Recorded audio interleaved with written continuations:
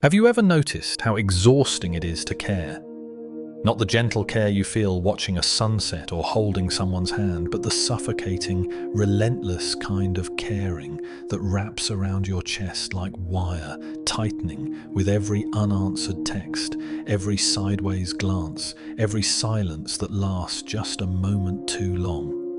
The kind of caring that keeps you awake at 3 in the morning, replaying conversations in your head, dissecting every word you said, wondering if you were too much or not enough, if they noticed, if they judged, if they're thinking about you the way you're thinking about them. This isn't love. This isn't compassion. This is something far more dangerous. It's the prison we build for ourselves, brick by brick, out of our desperate need to matter in the eyes of others. If you enjoy deep psychological insights, feel free to subscribe. Let's explore this more deeply. Have you ever found yourself checking your phone every few minutes? Not because you're expecting something important, but because you need to know if someone responded, if someone saw your message, if someone deemed you worthy of their time. Have you ever felt your stomach drop when you realize they've read your text, but didn't reply? And suddenly your entire day shifts, your mood plummets, and you start constructing elaborate stories about what you did wrong. Have you ever said yes when you meant no, smiled when you wanted to scream, apologized when you'd done nothing wrong? All because you cared too much about maintaining an image, about not being the difficult one, about being liked? Perhaps right now, as you're reading this, there's someone whose approval you're seeking, someone whose opinion of you carries more weight than your own, someone who, if they walked away tomorrow, would leave you questioning your entire worth. And maybe you've convinced yourself that this is normal, that caring deeply about what others think is a sign of emotional intelligence, empathy, sensitivity, that it makes you a good person, a thoughtful person, someone who values relationships and connection. But what if I told you that this kind of caring is not virtue? It's a symptom. That every sleepless night spent worrying about someone else's perception of you is a quiet announcement that you've handed them the keys to your peace, your confidence, your sense of self. What if the exhaustion you feel isn't from caring too much about people, but from caring too much about what they think of you? There's a difference. A chasm, actually. And most people spend their entire lives unable to see it, drowning in a sea of opinions that were never theirs to drown in. Society has trained us brilliantly. From childhood, we learned that approval meant safety. A smile from a parent meant we were good. A gold star from a teacher meant we were worthy. A laugh from our peers meant we belonged. And so we built our entire identity on this shaky foundation of external validation, measuring our value by the reactions we could extract from the world around us. We became performers in a play we never auditioned for, constantly scanning the audience for applause, for nods of approval, for any sign that we were doing it right. And when the applause didn't come, we didn't question the game. We questioned ourselves. This is the trap. The invisible cage that holds millions of people hostage without them ever realizing they're imprisoned. You walk through life believing you're free, making your own choices, living authentically. But underneath it all, there's a constant hum of anxiety, a background radiation of worry about how you're being perceived, judged, measured. You curate your words carefully. You manage your expressions. You perform kindness, perform confidence, perform happiness, because you care desperately about the story others are writing about you in their minds. And the cruelest part? Most of them aren't even thinking about you. They're too busy worrying about what you think of them. It's a house of mirrors where everyone is performing for an audience that doesn't exist, exhausting themselves in a game no one can win. But what if not caring isn't the moral failing we've been taught it is? What if it's actually the doorway to freedom? What if the psychology of not caring, truly, strategically, consciously not caring, is the most radical act of self-liberation available to you? But why do we care so much in the first place? What mechanism in the mind turns us into approval-seeking machines, and can it be dismantled? The answer lies buried in the earliest moments of your existence, long before you had language to describe what was happening to you. When you were a child, your survival depended entirely on the approval of the giants who controlled your world.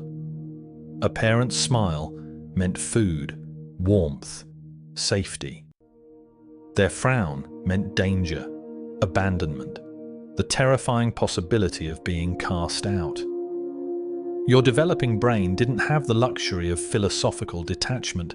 It had to solve an urgent problem. How do I stay alive? And the solution it found was simple, elegant, and devastating. Become what they need you to be. Read their faces. Adjust your behavior. Make yourself small when they need space, loud when they need entertainment, invisible when they need peace. This wasn't manipulation. It was adaptation. Your nervous system learned to treat other people's emotional states as a matter of life and death, because for a helpless child, they were. This is where the machinery gets installed. Deep in the architecture of your brain, in the regions that govern fear and social bonding, a program begins running. Monitor the environment constantly, scan for threats to acceptance, adjust behavior to maximize approval. The amygdala, that ancient alarm system in your brain, starts firing not just at physical dangers, but at social ones. A raised eyebrow becomes equivalent to a predator in the grass. A moment of silence in conversation triggers the same panic response as hearing footsteps behind you in a dark alley. Your body doesn't distinguish between rejection and death, because evolutionarily, they were the same thing. To be cast out from the tribe was to die alone in the wilderness. So your brain learned to do whatever it took to stay connected, even if it meant erasing yourself in the process. And here's where it gets truly insidious. This pattern doesn't end when you grow up. You're no longer dependent on your parents for survival. You can feed yourself, shelter yourself, protect yourself, but the program keeps running. The child's solution to an adult's problem. You're still scanning faces for approval, still adjusting your personality to fit the room, still treating someone's opinion of you as if your life depends on it, even though it objectively doesn't. You've carried the survival mechanism into an environment where it's no longer necessary, and now it's killing you slowly, quietly, from the inside. Every time you care what they think, you're responding not to present reality, but to an ancient fear. The fear of the child who believed abandonment meant annihilation. But the ego has other plans. It doesn't want you to see this pattern, because seeing it would mean confronting how much of your identity is built on sand. The ego is that voice in your head that insists you are your accomplishments, your relationships, your reputation. It measures your worth by the reactions you generate in others, and it cannot survive without constant validation. So it convinces you that caring what others think is actually a sign of depth, of emotional sophistication, of being a good person. It reframes your desperate need for approval as empathy, your fear of rejection as sensitivity, your inability to exist without validation as proof that you value connection. The ego is a masterful storyteller, and the story it tells you about yourself is designed to keep you trapped. This caring, this obsessive, exhausting, all-consuming caring is not love. It's a defense mechanism. It's the armor you wear to protect yourself from the unbearable possibility that you might not be enough. Every time you check if they liked your photo, every time you replay the conversation searching for mistakes, every time you shrink yourself to fit their expectations, you're not being considerate. You're protecting the fragile construct of who you think you need to be to deserve existence. You're handing them your remote control and hoping they'll press the right buttons because you've forgotten that you were born with the ability to choose your own channels. This caring isn't love, it's fear. And fear disguised as care is the most dangerous prison because you'll defend your own captivity, insisting the chains are actually jewelry. But there's a different way to exist, a psychology that liberates rather than imprisons. Imagine waking up tomorrow and realizing that nothing anyone thinks about you has the power to change who you are. Not their judgment, not their approval, not their love or their hatred or their indifference. Imagine moving through the world with the quiet certainty that your worth exists independent of their gaze, that you are complete without their validation, that their opinion is just noise passing through air, real to them, but meaningless to your core. This isn't fantasy. This is the psychology of strategic detachment, and it's available to anyone willing to reclaim their power from the hands of others. The ancient Stoics understood this thousands of years ago. Marcus Aurelius, the Roman emperor who could have demanded the world's approval, wrote in his private journals that the opinion of others is like smoke. It rises, it disperses, it vanishes. He had armies at his command, yet he knew the only territory worth conquering was his own mind. Epictetus, who spent years as a slave before becoming one of history's greatest teachers, taught that we suffer not from events themselves, but from our judgments about them. And the same applies to people. We don't suffer from what they think. We suffer from how much power we give to what they think. They saw clearly what most people spend lifetimes missing. Caring about people and caring what they think are two completely different things. You can love someone deeply and still not need their approval. You can value a relationship and still not measure your worth by whether they text back. You can be kind, generous, present, and simultaneously be unmoved by whether they recognize it, appreciate it, or even notice it at all. This is the distinction that changes everything. When you care about someone, you want good things for them. You offer your presence, your support, your honesty. But when you care what they think of you, you become a performer, constantly adjusting your act based on their reactions, living in a state of perpetual audition for a role in their story. One is freedom, the other is slavery. Strategic detachment means you stop outsourcing your emotional state to other people. It means you recognize that you have an internal anchor, a sense of self that exists whether they approve or disapprove, whether they stay or leave, whether they understand you or misunderstand you completely. This isn't coldness. This isn't shutting people out or building walls. This is sovereignty. This is understanding that your emotional energy is currency, and you've been spending it recklessly on people who never asked for it and often don't deserve it.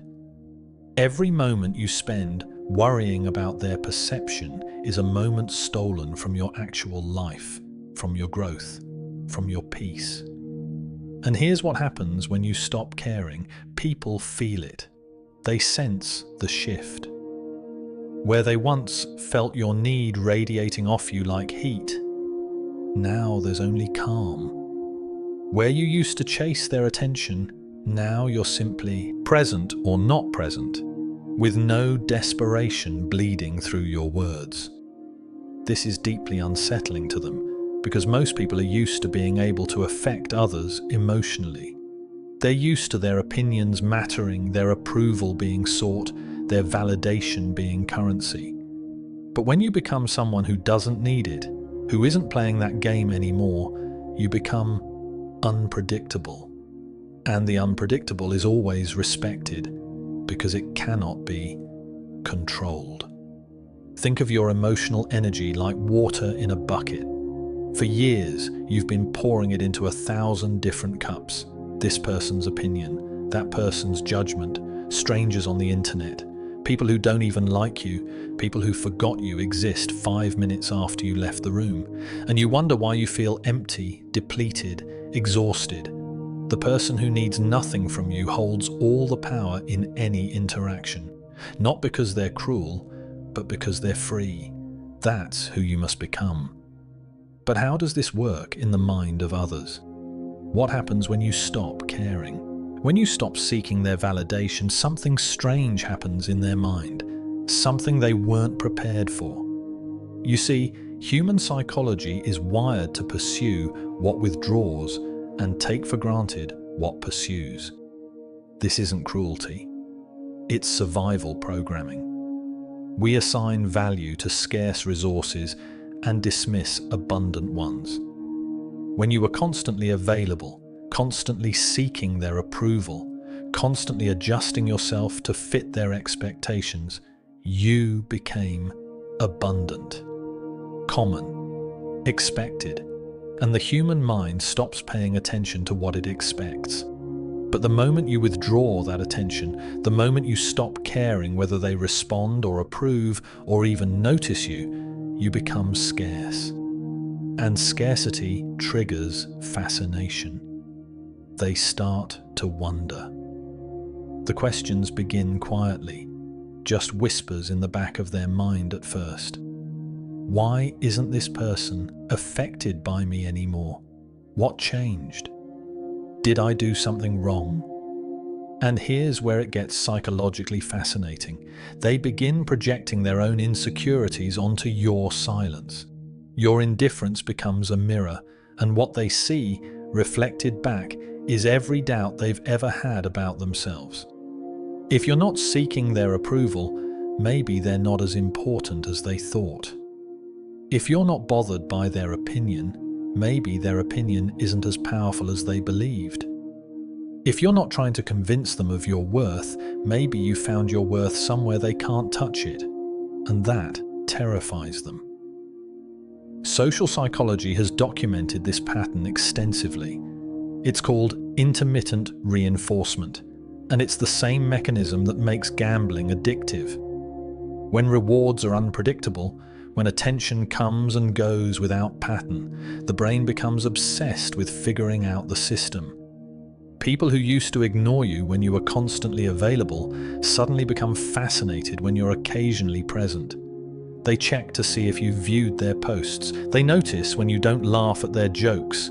They feel the absence of your need like a physical void, and they rush to fill it, not because they care about you, but because they're uncomfortable with not being able to affect you. Watch what happens to manipulators when you become indifferent.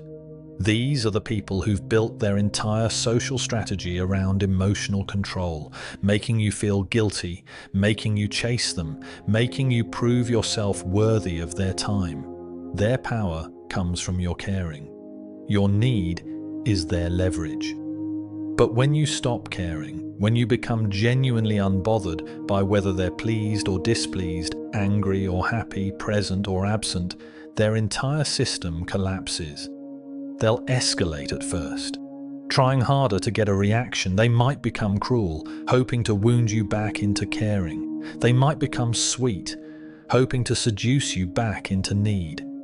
But if you remain steady, unmoved, centered in your own worth, they eventually have to face a devastating truth. They have no power over you. And a manipulator without power is just a person, exposed, ordinary, desperate. Your detachment doesn't push people away. It reveals who was never really there, the ones who only valued you for what you could give them, for how you made them feel, for the validation you provided. They'll drift away naturally when the supply stops.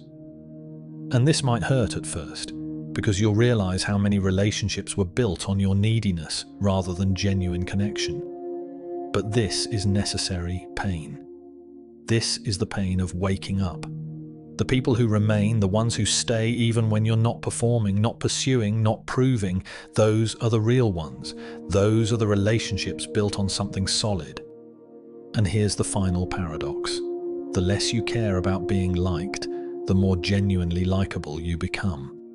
Because you're no longer performing, you're no longer shape-shifting to fit expectations, you're simply yourself. And people can feel the difference between authentic presence and desperate performance. They respect what they cannot control. Now that you understand the mechanism, how do you actually build this psychology within yourself? Building the psychology of detachment begins with a single, brutal act of honesty. You must kill the need for external validation. Not suppress it, not manage it. Kill it. And you do this through awareness, through watching yourself like a scientist observes a specimen, without judgment, but with unflinching precision. Start noticing every moment your peace depends on someone else's response. Notice when you check your phone hoping for a message. Notice when you rehearse what you're going to say to impress them. Notice when you feel that small drop in your stomach because they didn't laugh at your joke or like your photo or respond within the time frame you expected. Don't fight these impulses. Just see them. Name them quietly in your mind. This is me, seeking validation. This is me measuring my worth by their reaction. This is me giving away my power. Awareness itself begins to loosen the grip. Then comes the practice of micro-detachments. These are small, deliberate acts of not caring that train your nervous system to survive without immediate validation. Someone texts you and every fiber of your being wants to respond instantly, to show you care, to keep the connection alive. Don't. Wait. Not to play games, but to prove to yourself that you can sit with the discomfort of not immediately pleasing them. Feel the anxiety rise. Feel the stories your mind creates about what they're thinking, and then watch those feelings pass like clouds across the sky, leaving you unchanged. Each time you do this, you build evidence for a new truth. Their response or lack of response has no actual power over your fundamental okayness. You existed before they texted. You exist after. Their message is just data, not a referendum on your worth. Redirect the energy you've been pouring outward and turn it inward. This is the hardest part, because you've been conditioned to believe that focusing on yourself is selfish, that caring about your own growth and peace more than others' opinions makes you a bad person. But here's the truth. You cannot give from an empty well.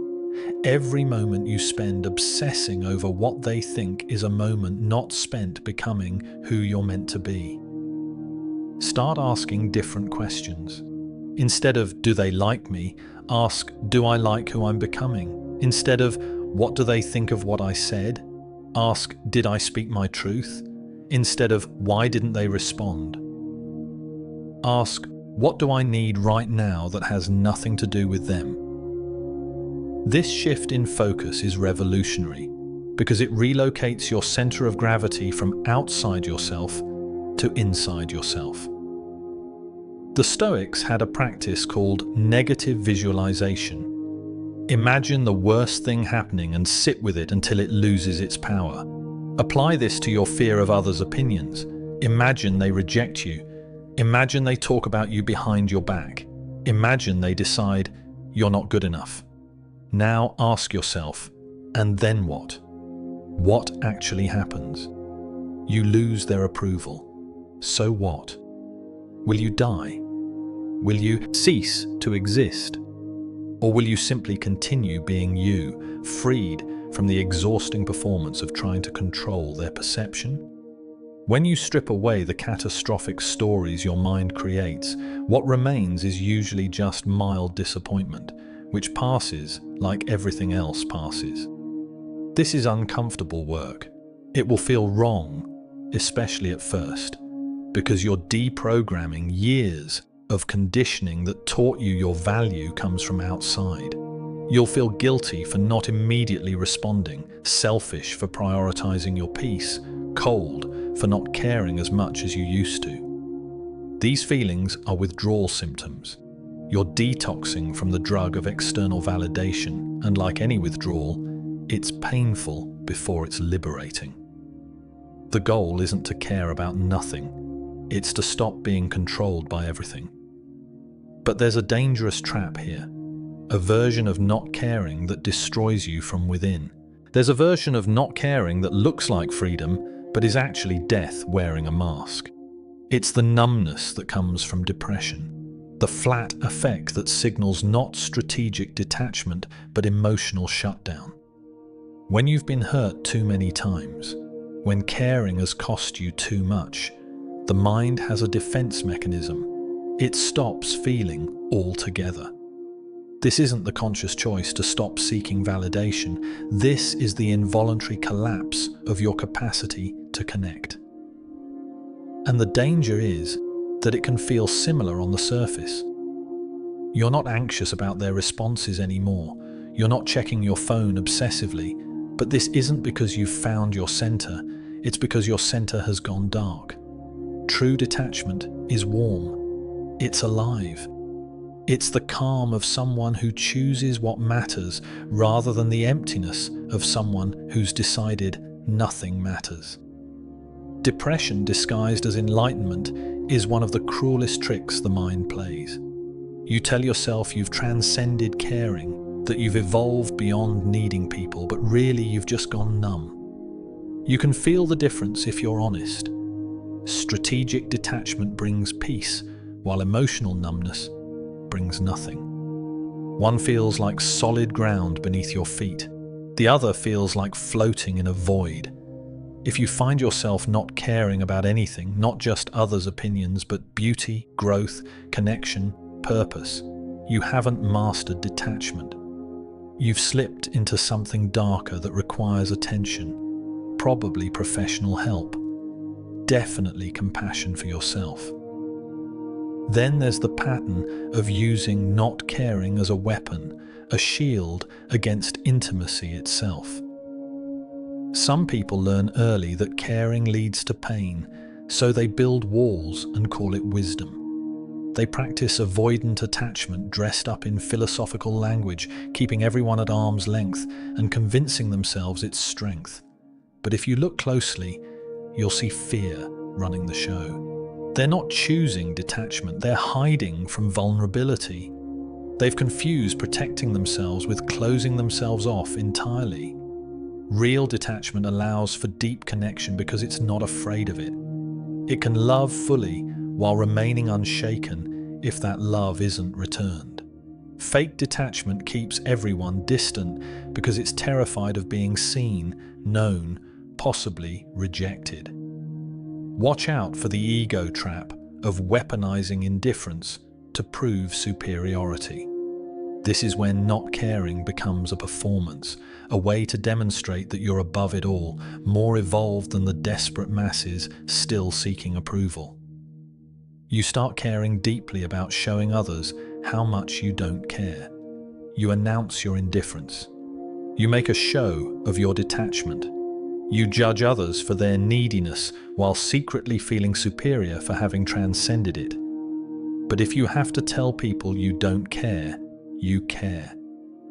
If you're measuring yourself against others based on who cares less, you're still playing the same game, just with different rules. True indifference doesn't announce itself. It simply exists, quietly, without needing recognition for existing. And here's the most subtle trap of all. You can become so focused on not caring that you end up caring intensely about not caring. You monitor yourself constantly, checking if you're still unattached. measuring your reactions to see if you're being too affected, judging yourself for any moment of vulnerability. This is just the same prison with different decorations. You've traded caring what they think for caring whether you care what they think. The anxiety shifts from external to internal, but the underlying pattern remains. You're still not free. The balance point is this. Strategic detachment means caring deeply about what truly matters while releasing everything else.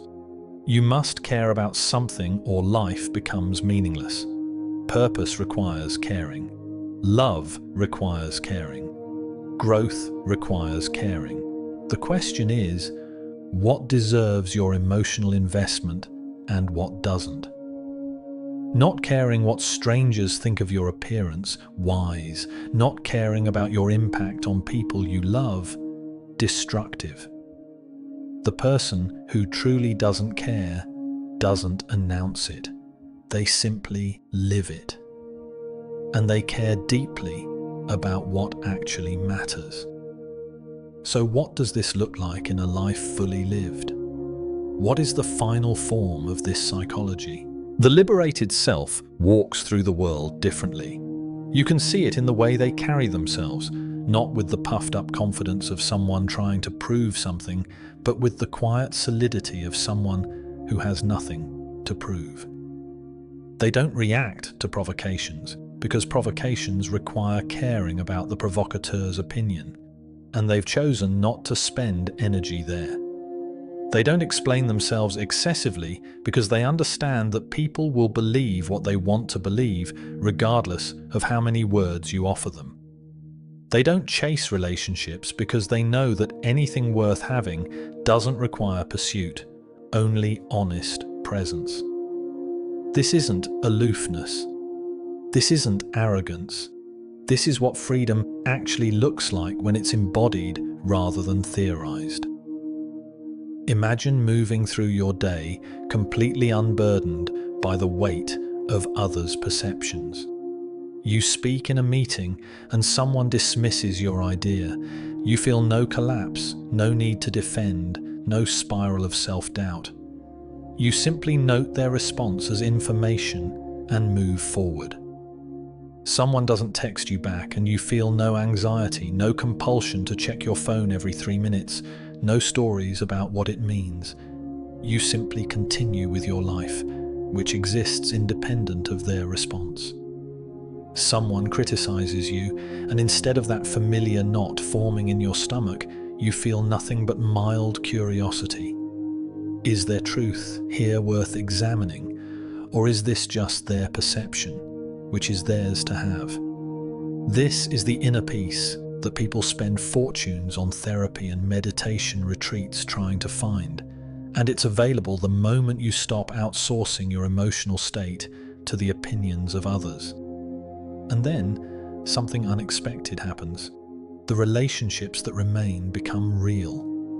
When you stop performing, stop managing perceptions, stop trying to be liked, the people who stay are staying for who you actually are, not the curated version, not the people-pleasing performance, just you, unfiltered, unperformed, undisguised. These relationships have a different quality. They're lighter because they're not built on need, deeper because they're built on truth. You can disagree without fearing abandonment. You can be yourself without fearing rejection. You can show up fully because you're not constantly calculating how to maintain their approval. This is what connection actually feels like when it's not contaminated by desperation. You develop what could be called effortless boundaries. You no longer need to explain why you're saying no, justify why you're unavailable, defend your choices to people who have no authority over your life. You simply state your position and allow others to have whatever reaction they're going to have. Their disappointment is theirs to manage. Their anger is theirs to process. Their confusion is theirs to sit with. You're no longer in the business of managing other people's emotions about your decisions. This might sound cold until you realize it's actually the most respectful thing you can do. It treats them as adults capable of handling their own feelings, rather than children who need to be coddled. And here's the final paradox that completes the circle. When you stop caring about being loved, you become more lovable. Not because you're playing reverse psychology or using some manipulation technique, but because people are magnetically drawn to those who are complete within themselves. There's something deeply attractive about a person who doesn't need you, but chooses you, who isn't with you out of desperation, but out of genuine appreciation for who you are. When your presence is a choice rather than a need, it becomes a gift. When your love doesn't come with the invisible price tag of required reciprocation, it becomes real love instead of transaction, disguised as connection. Now look at your life honestly. How much of your day is spent in the exhausting theater of managing others' perceptions? How much energy do you pour into the bottomless well of seeking approval from people who will never be satisfied, who will always move the goalpost, who are themselves too busy seeking approval to notice yours? How many versions of yourself do you maintain, switching masks depending on the audience, never quite sure which one is real? You have a choice right now, in this moment. You can continue exhausting yourself in the desperate pursuit of validation that will never fill the void. Or you can reclaim your energy and invest it in becoming someone you don't need to escape from. Comment below, I reclaim my energy. Not for me, but to publicly commit to yourself, to draw a line in the sand between who you were and who you're choosing to become. Because words have power, especially when they're declarations of intention. What should we explore next in the psychology of human behavior? Drop your ideas below. If you enjoyed this video, make sure to subscribe and turn on the notification bell. The desperate need, the free choose, the wise understand the difference.